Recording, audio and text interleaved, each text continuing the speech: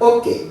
O nosso treinamento de hoje, o título dele é, pode passar ali, título, Armadura Espiritual.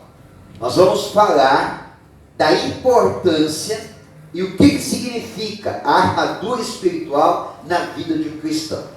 É um treinamento, é um estudo longo, não vai ser possível fazer tudo, acredito eu que não, numa quarta-feira apenas, talvez tenhamos que usar 2, 3, não sei, mas é um treinamento interessante que você com certeza vai aprender muitas coisas, amém? Então vamos lá, passa o próximo slide, o texto principal que nós vamos ler. Se você tiver dificuldade de ler aqui no telão, acha aí na tua Bíblia e acompanha. Efésios capítulo 6, do versículo 10 até o versículo 17. Amém? Efésios capítulo 6, do versículo 10 até o versículo 17, diz assim, ó. No demais, irmãos meus, fortalecei-vos no Senhor e na força do seu poder. Revesti-vos de toda a armadura de Deus, para que possais estar firmes contra as astutas ciladas do diabo. Porque não temos que lutar contra a carne e sangue, mas sim contra principados, contra potestades, contra os príncipes das trevas deste século, contra as hostes espirituais da maldade nos lugares celestiais. Portanto, tomai toda a armadura de Deus, para que possais resistir no dia mau, e havendo feito tudo, ficar firmes. Estai, pois, firmes, tendo cingidos os vossos lombos com a verdade, vestida a couraça da justiça, calçados os pés na preparação do evangelho da paz, tomando sobretudo o escudo da fé, com o qual podereis apagar todos os dardos inflamados do maligno. Tomai também o capacete da salvação e a espada do Espírito, que é a palavra de Deus. Amém? Muito bem, pode passar o próximo. Você está preparado para a batalha? Amém? Para você entrar numa batalha, assim como um soldado, o nosso exemplo, a nossa referência desse treinamento é um soldado romano.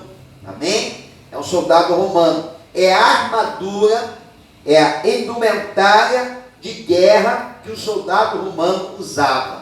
Então o apóstolo Paulo ele faz uma referência, traz isso para dentro de um molde bíblico e também espiritual, para falar com os crentes de Éfeso a respeito da importância deles terem uma armadura espiritual.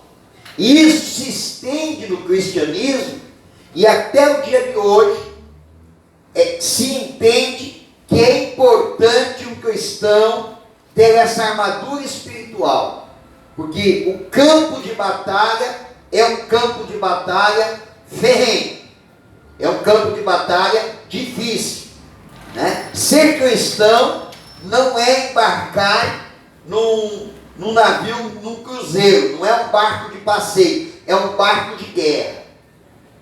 Ser um cristão aqui na terra tem os benefícios? Tem as vitórias? Tem as realizações? Tem inúmeras. Mas ser um cristão de verdade nesse mundo é ser um verdadeiro soldado de Jesus. E isso não importa se você faz alguma coisa na obra de Deus ou não.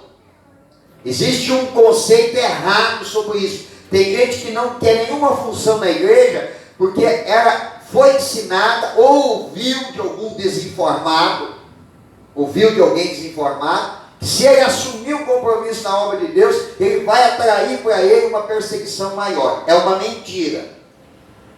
A luta, a batalha que nós temos é por ser cristão. Ter uma função significa que nós nos posicionamos de forma estratégica. E assim nós temos mais proteção espiritual. Então você que trabalha na obra de Deus, você tem mais proteção espiritual do que aquele irmão que vem na igreja e não tem nenhum compromisso com a obra de Deus. Amém? Se tornar um inimigo, irmão, se tornar um inimigo, veja bem, como é que você tem que entender? Você tem que entender assim, ó, que quando você se converte, você tem que ser um soldado. Aí tem gente que não assume o compromisso de soldado. Aí vai levar pelotaço para tudo quanto é lado. Que daí não aprende a guerrear. Vai guerrear sem a armadura, vai guerrear sem as armas. Vai ser um alvo fácil para o diabo. Mas daí quando o camarada ele começa a assumir alguns compromissos na obra de Deus, ele deixa de ser um soldado raso e passa a ter posicionamento no mundo espiritual. Isso tem importância. É por isso que a maioria dos irmãos na igreja, eles têm uma certa confiança na oração do pastor, porque entende que o pastor, ele está numa posição espiritual de mais autoridade. Isso é verdade. Assim como vocês que já têm uma atividade na igreja, vocês têm um posicionamento espiritual diferente. Vocês deixaram de ser um soldadinho raso. Vocês já assumiram uma graduação dentro desse exército. Amém? Então, nós vamos falar nesse treinamento de 6 instrumentos, né, 6 partes que compõem esta armadura: capacete da salvação, couraça da justiça, cinturão da verdade, escudo da fé, espada, que é a palavra de Deus, e as sandálias, que é os pés calçados na preparação do evangelho da paz. Amém? Agora, o texto, ele não começa imediatamente, né, falando da armadura. A gente tem que entender por que o apóstolo Paulo diz que o cristão tem que ter essa armadura. E essa armadura a gente não compra ali na esquina. Essa armadura, você não vai ganhar ela porque você é um carinha legal, porque você é um cara bacana, ou porque você é uma pessoa que tem um rostinho bonitinho. Nada disso. Existe algumas regras que vão fazer com que eu tenha esta armadura espiritual. Então depende do quê? Depende do meu posicionamento. Então, em primeiro lugar, eu preciso aprender o que é, para mim saber o que eu preciso fazer, para mim ter esses equipamentos. Amém? Muito bem, então vamos seguir o texto, pode passar o próximo.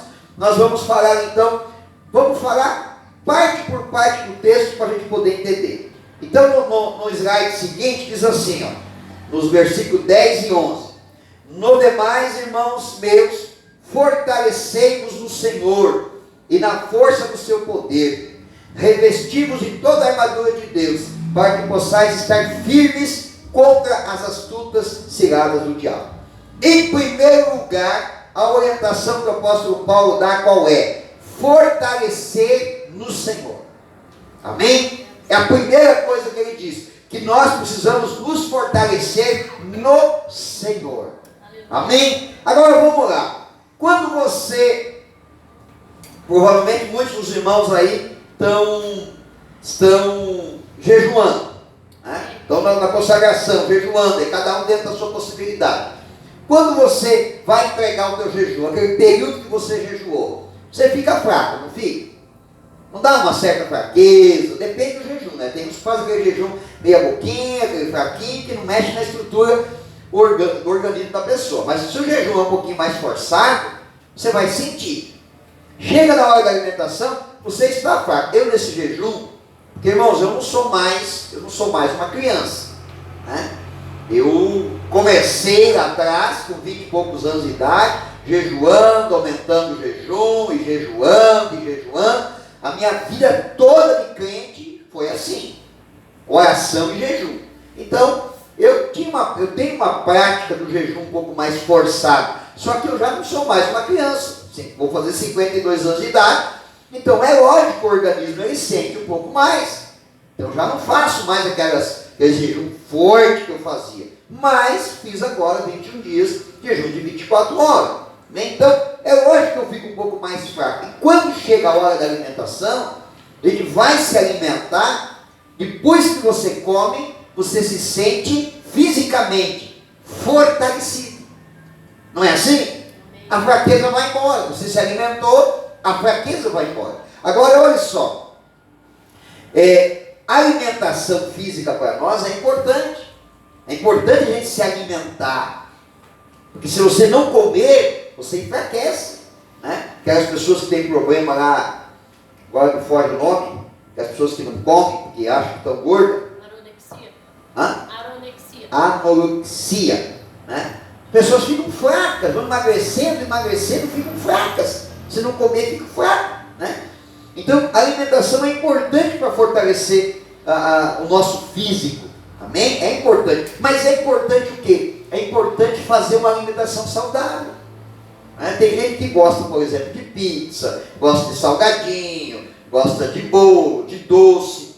Você já imaginou você comer só isso, irmãos? Vai faltar nutrientes no teu organismo. Então ele tem que comer carne, tem que comer arroz, tem que comer feijão, tem que comer um legume, tem que comer uma salada, que são nutrientes que o nosso organismo precisa para nós termos uma vida saudável. Está errado comer de vez em quando um X, uma pizza? Não.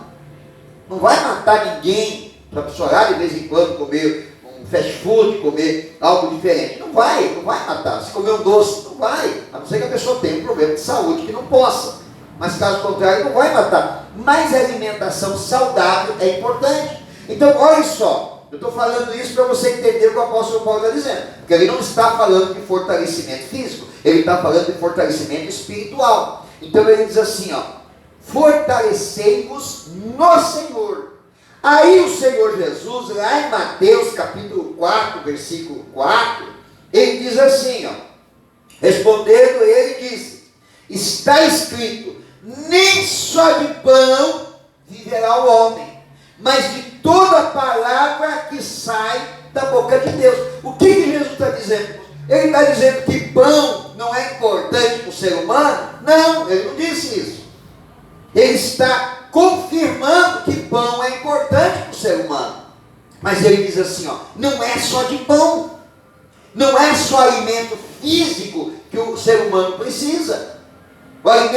O ser humano também precisa de um alimento espiritual. Então Mateus capítulo 4, versículo 4, ele está nos ensinando que existem dois tipos de alimento.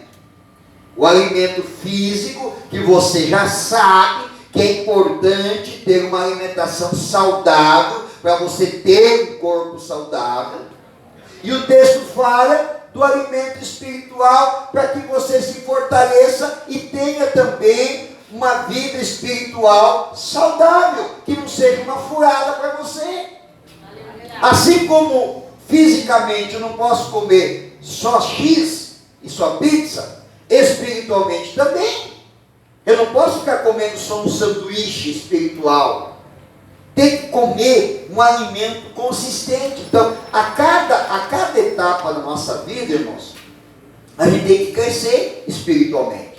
Aí olha só o que o apóstolo Paulo fala em Romanos. Ele diz assim, Romanos 10, 17. De sorte que a fé é pelo ouvir, e o ouvir da palavra de Deus. Então, aonde que está o alimento que fortalece o cristão, irmãos? O alimento que fortalece o cristão está na pregação do Evangelho. De você ouvir a pregação do Evangelho. É assim que você se alimenta.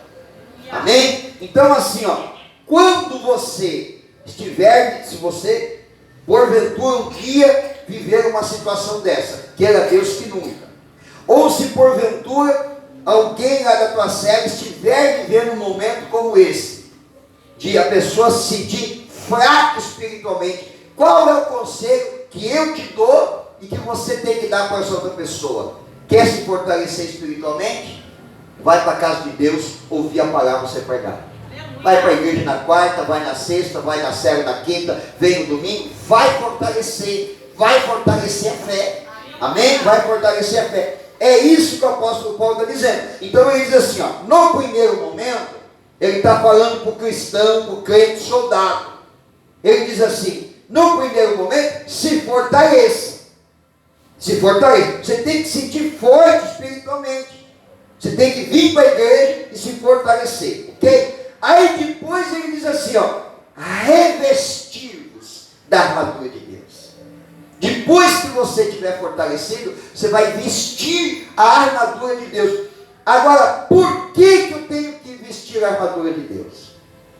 Por que o apóstolo Paulo me dá esse conselho que eu devo usar essa armadura espiritual? Por quê? Ele diz assim, ó, revestivos de toda a armadura de Deus, para que possais estar firmes contra as astutas ciladas do diabo. Então a armadura espiritual é uma proteção espiritual para a nossa vida espiritual. E aí ele é muito explícito o que ele fala aqui. Ele deixa muito claro. Ele diz assim, ó, para que você esteja firme, fortalecido espiritualmente. Por quê? Como é que o diabo ele vai tentar você? Com astutas ciladas. Astutas ciladas. Irmãos, trocando em miúdos para você, o diabo vai jogar sujo para tentar te derrubar. Ele faz isso. Ele tenta, ele joga pesado, com muita astúcia, irmãos. Grava que eu vou dizer para você. O diabo é mau, mas não é burro. Amém? Ele é mau, mas ele não é uma criatura idiota. Ele é astuto naquilo que ele faz. Aí o apóstolo Pedro, ele completa esse nosso raciocínio. Porque o apóstolo Pedro, ele diz assim, ó, sede sóbrios. O que é uma pessoa sóbria, irmãos? O que é uma pessoa sóbria? Alguém sabe dizer? O que é uma pessoa sóbria? Ninguém sabe? Sabe o que está fazendo? Não. Que não bebe. Que não bebe. Sóbrio é o cara que não bebe, que não está embriagado. É o embriagado e o sóbrio, aquele que não bebe, aquele que não está embriagado. Então ele está dizendo assim, ó, sede sóbrios, quer dizer, não se embriague com as coisas do mundo, porque é nelas que estão as astutas ciladas do diabo. É nelas. Então a gente tem que ser sóbrio, irmãos. Não pode se embriagar com tanta coisa que o mundo oferece. E você sabe que o mundo oferece muita coisa, irmãos, muita coisa. E aí algumas, irmãos, estão estampadas assim, que é pecado. E não precisa ter uma etiqueta dizendo que é pecado. É só de olhar para aquilo, a gente sabe que é pecado. Outras, talvez não sejam pecados. Mas a Bíblia também diz assim, ó, tudo é lícito, mas nem tudo me convém. Nem tudo me convém. Amém? Então é aí que a gente tem que ser sóbrio nisso. Para quê? Para não ser atraído pelo inimigo, não ser enganado pela astuta do diabo e acabar cedendo. Então olha lá, o apóstolo Pedro diz assim, sede sóbrios, vigiai. Aí tem um outro texto que o próprio Senhor Jesus disse, vigiai e orai. Uma demonstração que a vigilância é tão quanto importante a oração. Amém? Jesus deixa muito claro isso. Amém? Vigiar e orar. Então o apóstolo Pedro diz, sede sóbrios e vigiai. Por que eu tenho que vigiar, irmãos? Por que eu tenho que vigiar? Porque o diabo, vosso adversário, anda em derredor, bramando como leão, buscando a quem ele possa tragar. Amém? É por isso que o apóstolo Paulo está dizendo que a gente tem que se fortalecer no Senhor e vestir essa armadura espiritual. Por quê? Porque o diabo está querendo um leão ao nosso derredor. Agora tem um detalhe. Tem gente que tem medo. Sabe qual é o medo que você tem que ter? É o medo de não fraquejar. Isso você tem que ter. Do diabo você não precisa ter medo. Tem gente que é apavorado, né? Claro, eu digo assim, ó. Tem que ter um ponto de equilíbrio na nossa vida espiritual. Tem que ter um ponto de equilíbrio. Então eu digo assim, ó. Eu não acredito em tudo, mas não duvido de nada. Eu me mantenho equilibrado. Certo? Eu não valorizo demais algumas coisas, mas eu também não subestimo elas. Vou dar um exemplo prático para você. Tem gente que morre de medo de macumba. Pastor, Deus me livre, fizeram uma macumba para mim e tal. Deixa eu explicar para você como é que eu me comporto com relação a isso. Eu não tenho medo. Ah, fizeram uma macumba na frente da minha casa. Beleza. Você não está atrapalhando a minha entrada, não está tranquilo. Certo? Agora, eu não subestimo o que foi feito. Se eu chegar na frente da minha casa e eu ver uma macumba na frente da minha casa, está na frente da minha casa, é meu direito.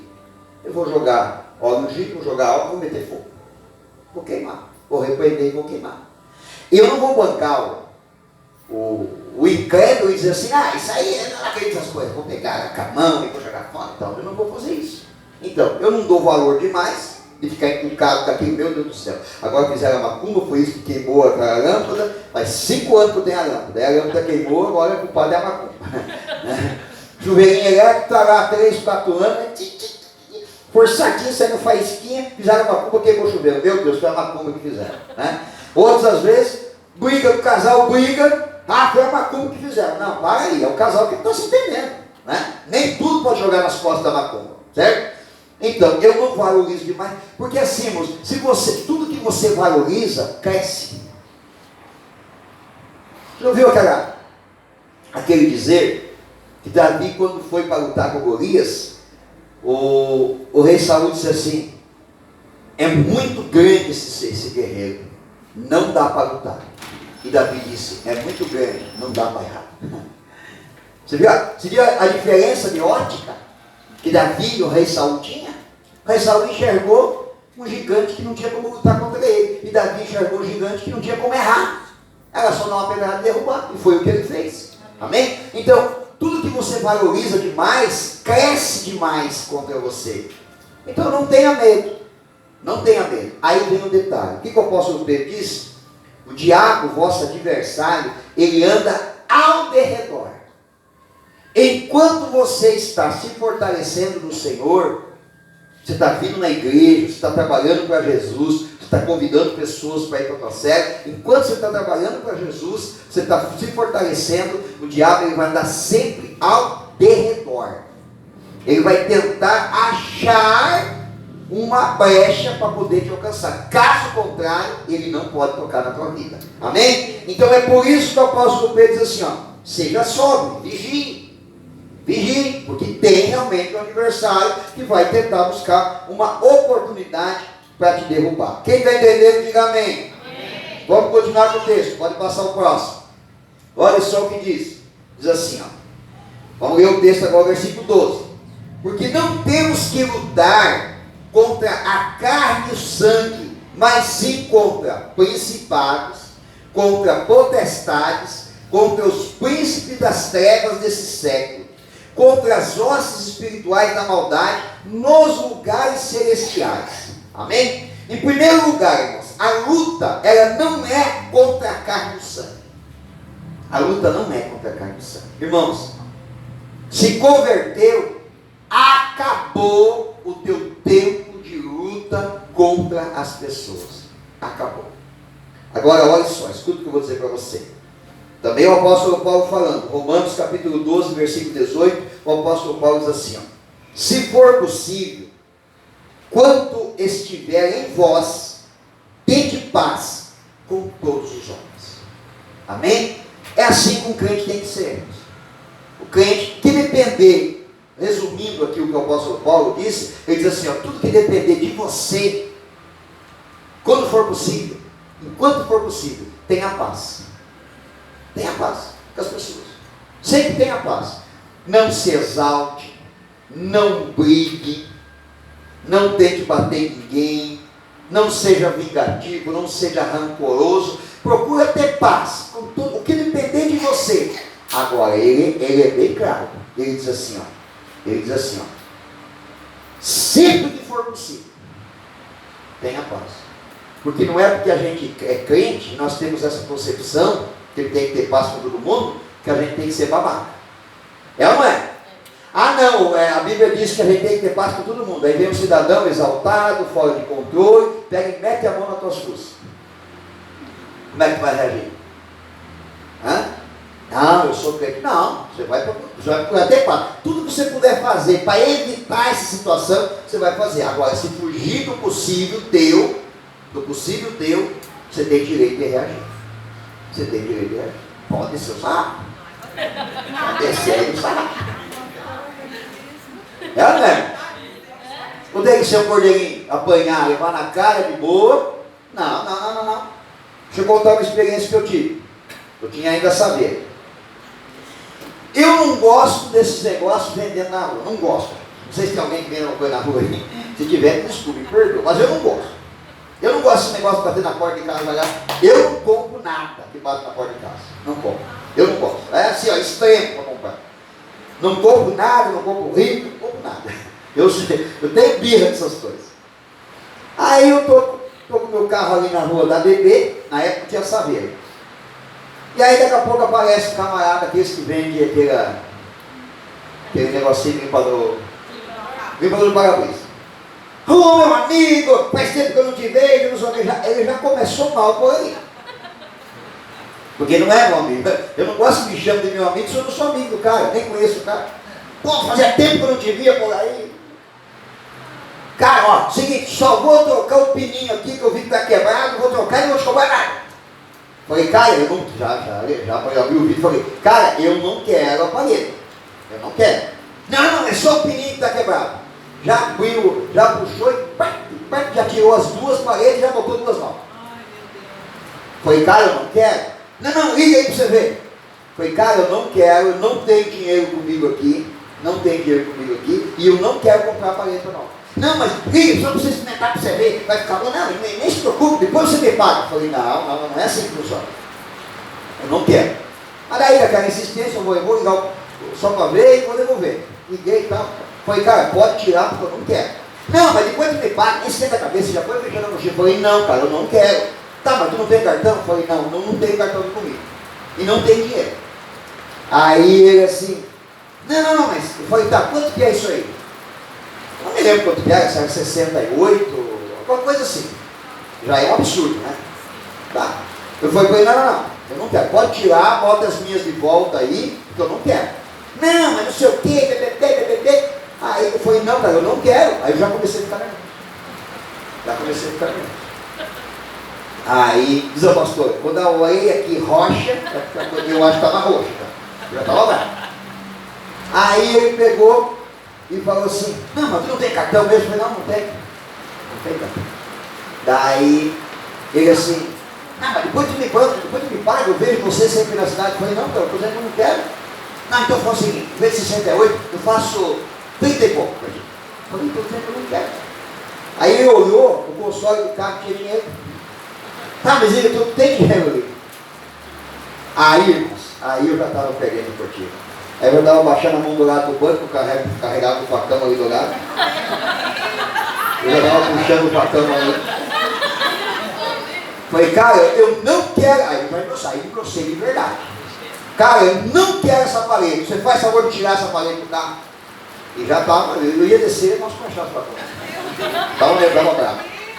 Aí ele olhou e falou assim, tá, vê quanto tem aí, eu de dinheiro, porque aqui ainda está engrossado comigo também. Aí eu peguei 20, não sei se era 23 ou 24 reais. Ah, me deu muito pouco. Foi, ó, cara, ou tu pega isso aqui ou tu tira. Ah, me dá isso aí. Aí entreguei o dinheiro para ele e falei assim, só vou te avisar uma coisa. Se um dia você me cobrar, dizer que eu fiquei te devendo, a coisa vai engrossar para o teu lado. Não pode cobrar. Então tá, fechei o vídeo e fui embora. Por quê? Porque eu tenho que ser um palhaço ali só porque eu sou pastor, sou crente, tenho que bancar o bolzinho, e tudo que dependeu de mim eu fiz para ter paz com ele, mas ele não queria ter paz comigo. Ele estava doido para experimentar o facão, saber como é que era. Ele estava pedindo para experimentar o facão. E eu já estava também com vontade de experimentar o facão para ver se funcionava. Negócio. Vocês estão apavorados com o pastor, né? Eu não estou mais carregando o facão agora. Dei uma aprimorada. Amém? Vamos voltar então. A nossa luta então não é contra a carne e sangue. Amém? Não é contra as carnes e sangue. Então, o apóstolo Paulo está tendo que se revestir dessa armadura espiritual, porque a nossa luta é contra quem? Aí está grifado ali, ó. Olha só, que a luta não é só contra uma categoria. A gente não pode ser bobo de olhar e dizer assim, não, nossa luta, muitos dizem assim, ó, a minha luta é contra o diabo. Não, calma aí. O diabo é o chefão do negócio. O diabo é o estrategista. Ele te cerca, ele te rodeia. Mas ele tem estratégia para agir contra a tua vida. Amém? Ele não vai gastar bala de canhão para acertar um alvozinho pequeno. certo? Então ele tem estratégia, ele é um estrategista. Então vamos lá. A primeira categoria que nós temos que nos revestir para se defender, para se proteger, é a categoria dos principados. O que é um principado? O principado é um conjunto de príncipes espirituais do mal que detém uma autoridade territorial bem abrangente. Então imagine assim como se fosse um grupo de vários príncipes com vários exércitos que detém uma autoridade espiritual sobre um território bem abrangente. Por exemplo, Rio Grande do Sul, certo? É um território abrangente. Então existe um principado, existem príncipes, um principado, um grupo de príncipes, e cada um deles tem uma missão específica de ação do seu exército contra alguma área das pessoas aqui no Rio Grande do Sul. Amém? Muito bem. Antes de eu dar continuidade, por isso que é importante, irmãos, o nosso presidente, pastor Mário de Oliveira, ele tem uma frase que ele sempre repete, e eu gosto muito, que ele diz assim, o homem que acha que aprendeu de tudo, que não precisa mais aprender, está demonstrando a sua total ignorância, e é o que mais precisa aprender. E o homem que acha que precisa aprender muito ainda, está demonstrando a sua verdadeira sabedoria, e tem muita coisa para nos ensinar. Amém? Então, a gente sempre tem que aprender, certo? O irmão Gilberto me emprestou um livro, eu estou lendo, bem devagar assim, não estou lendo com muita correria, estou demorando para ler o livro, faz um tempinho já que ele me emprestou, mas estou concentrado lá, estou lendo o livro, porque estou aprendendo muita coisa lá nesse livro. E aí, uma das coisas que eu lembrei agora, eu quero compartilhar com vocês, que encaixa nisso aqui. Que o escritor desse livro, uma pessoa que tem muita experiência na área de libertação, mas não essa libertação como vocês talvez conheçam, que é aquela de ver um demônio manifestar dentro da igreja, botar a mão na cabeça, expulsar, né? E aí muitos que ministram dão uma enfeitada, né? Dizem, olha, aqui tem uma legião, aqui tem isso, tem aquilo, tem aquilo outro. Às vezes é verdade, mas às vezes não é nada disso, né? Às vezes não sabe nem que demônio tem ali, está expulsando, mas nem sabe o que é, certo? Não esse tipo de libertação, que é a libertação genuína, que realmente liberta a pessoa em vários níveis da vida dela, porque há vários níveis na nossa vida e na nossa mente. Então, um nível espiritual, um nível emocional, um nível de consciência que precisa ser trabalhado para poder liberar. Não tem coisas na tua consciência que estão armazenadas, mas estão armazenadas em um certo lugar do teu cérebro que normalmente as tuas lembranças não estão tendo acesso? Eu garanto que tem. Eu tenho uma fase da minha vida que está no esquecimento, eu não consigo lembrar o que aconteceu na minha vida ali naquele período. E tem coisas que eu nem me lembro, e às vezes eu sonho, e elas aparecem no meu sonho. Quer dizer, elas estão armazenadas em uma parte da minha mente, e aí tem pessoas que têm esse espaço na sua mente, que é aprisionado por uma ação espiritual, e aí a pessoa ela não se dá bem na vida, ela não vai em alguma área da sua vida, a coisa está complicada, mas enquanto não tiver acesso a essa área, para ela ser liberta, ela não vai ser abençoada. Então esse escritor é um escritor, eu não lembro o nome dele, mas é um escritor assim, de muita experiência nessa área. Ele escreve com autoridade. E aí ele fala um negócio no livro que me marcou bastante. Ele disse assim, nós estamos acostumados a pegar aquele versículo da Bíblia que diz assim, que quando o espírito mundo sai de uma pessoa, ele vai para lugares áridos e ele volta, e se ele encontrar a casa vazia, varrida, adornada, ele entra e traz com ele mais 7, e o estado daquela pessoa é ainda pior. Ele diz que esse versículo, ele não se refere apenas à pessoa, ele se refere a uma autoridade territorial. Então ele diz assim no livro, que às vezes uma pessoa é liberta na família,